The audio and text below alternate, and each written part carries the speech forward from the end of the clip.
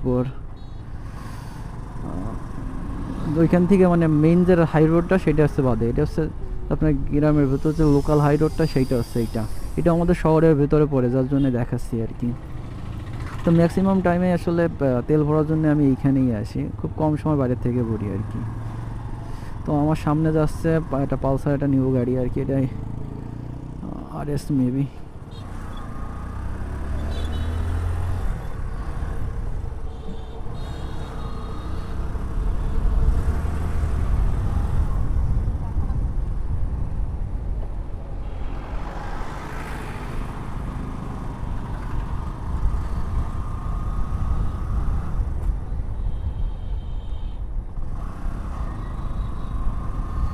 এইখানে ভালো কিছু কিছু গ্রোসারিজের দোকান আছে বড় বড়। আর আমি এর আগের ভিডিওতে বলছিলাম আপনাদের ইসের কথা, এক্সচেঞ্জের শোরুমের কথা। এই যে একটা এক্সচেঞ্জের শোরুম আছে, আর অনেকগুলো এক্সচেঞ্জের শোরুম আছে এইখান দিয়ে। ম্যাক্সিমাম এই এক্সচেঞ্জের শোরুমগুলো হচ্ছে আপনার এইখান দিয়ে, বেশিরভাগ এক্সচেঞ্জের শোরুম আর কি। খুব কম শোরুম আছে এদিক ওদিক দিয়ে। সামনেটা গাড়ি আসছে, আর আলোর জন্য আসলে কিচ্ছু দেখা যাচ্ছিল না, কিছুই না।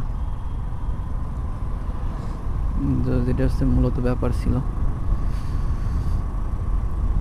দেখি ওইখানে কাজটা কমপ্লিট করে বাসায় যাওয়া যায় নাকি। তো ওটা কোর্সটা কমপ্লিট করতে পারলে আসলে হয়ে যায়। ছোটোটা কাজের জন্য আর কি বেঁধে আছি, যে কাজটা কখন কমপ্লিট হয় আর কি। তো তাইলেই বাসায় যাইতে পারবো। শীতের মধ্যে বাইরে দিয়ে ঘুরতে আর ভাল লাগতেছে না, এ হচ্ছে মূল ব্যাপার আর কি। উপর দিয়ে খুব সুন্দরভাবে ডেকোরেশন করা আছে, দেখলে বোঝা যায়। আবার ওখান দিয়ে আবার ইজি বাইকের শোরুম টোরুম এগুলো আছে আর কি, মানে ফাঁকা জায়গায় আর কি শোরুম টোরুম দিয়ে রাখছে, এরকম আর কি ব্যাপার। কিন্তু না, এরকম কিছুই না, শুধুমাত্র হচ্ছে যে ওইখান দিয়ে একটা একটা জিনিসের শোরুম এক এক জায়গা থাকে আর কি। যেমন কাপড় কাপড়ের ওইখান দিয়ে দোকানপাট থাকে, হ্যান ত্যান ত্যান এগুলো। বাসটার কি অবস্থা, একেবারে পুরো বাজে অবস্থা বাসটার।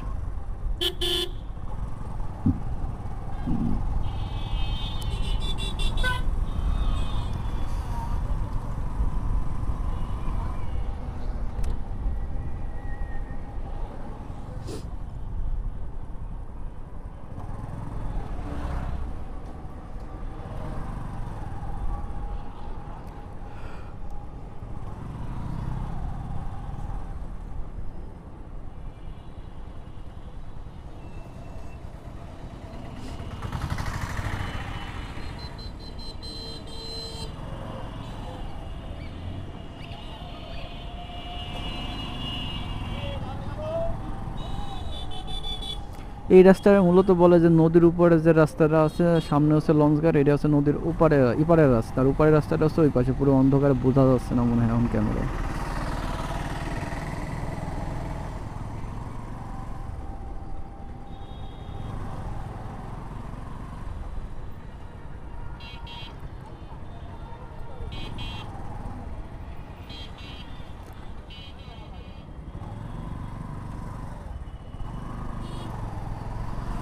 এইখানে মূলত ওয়াইল্ডলাইফ সব সময়, মানে হাটবার নাই, এমনি কোনো বার নেই, কোনো বার নেই, মানে সব সময় আর কি 24 ঘন্টা ভিড় থাকে, গাড়ি ঘোড়া চাপ থাকে। কারণ এইখান থেকে মানুষ সব জায়গায় আর কি তার দিক নির্ণয় করে থাকে, যার জন্য এইখানে ভিড় থাইকে থাকে।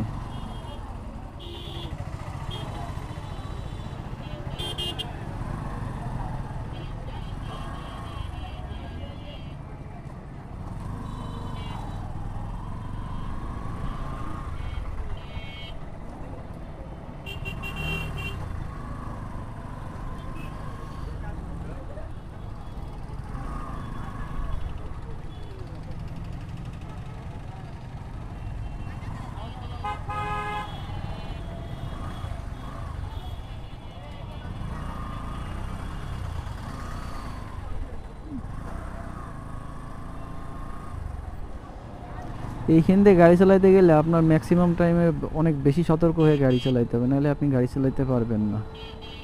অনেক বেশি সতর্ক হয়ে তারপর গাড়ি চালাইতে হবে। সো আমরা আইছিলাম ওইখান দিয়ে, তো ওইখান দিয়ে যাইতে হবে।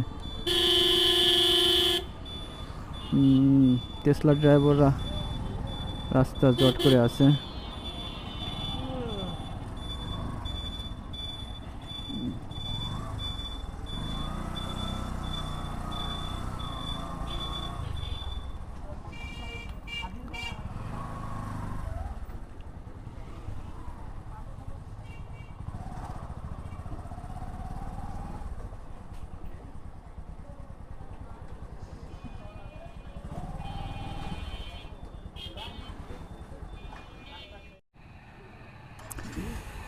তো তারপর এখান থেকে কাজ কমপ্লিট হয়ে গেছে, তো এখন বাড়ির দিকে যাবো আর কি অলরেডি।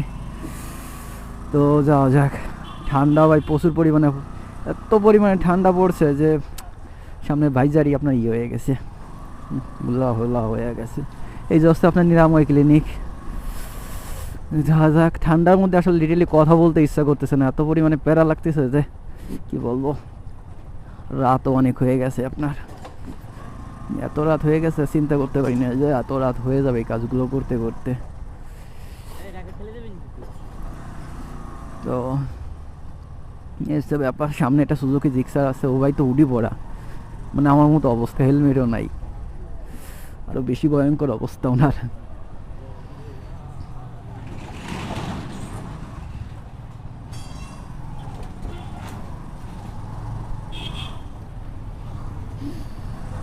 এই যে হচ্ছে থানা আমাদের।